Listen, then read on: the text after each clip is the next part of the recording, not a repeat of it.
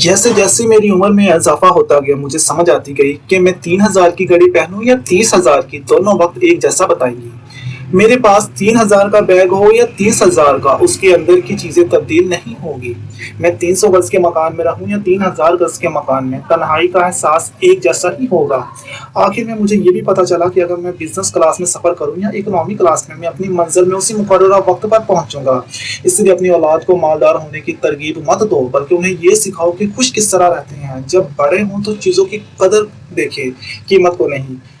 دل کو دنیا سے نہ لگاؤ کہ وہ فانی ہے، بلکہ آخرت سے چمٹ جاؤ کیونکہ وہ باقی ہے۔ فرانس کا ایک وزیر تجارت کہتا ہے، برانڈیڈ چیزیں مارکیٹنگ کی دنیا کا سب سے بڑا جھوٹ ہے، جن کا مقصد تو امیروں سے پیسے نکلوانا ہوتا ہے، مگر غریب اس سے بہت متاثر ہو رہے ہیں۔ کیا یہ ضروری ہے کہ میں آئی فون اٹھا کر پھروں تاکہ لوگ مجھے ذہین اور سمجھدار سمجھیں؟ کیا یہ ضروری ہے کہ میں روزانہ میک یا KFC کھاؤں تاکہ لوگ یہ نہ سمجھیں کہ میں کنجوس ہوں؟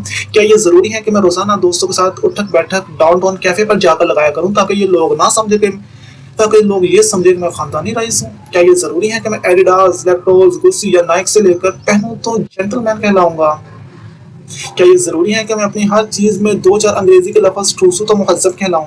کیا یہ ضروری ہے کہ میں ایڈیل یا ریحانہ کو سنوں تو ثابت کر سکوں کہ میں ترقی یافتہ ہو چکا ہوں؟ نہیں یار، میرے کپڑے عام دکانوں سے خریدے ہوئے ہیں۔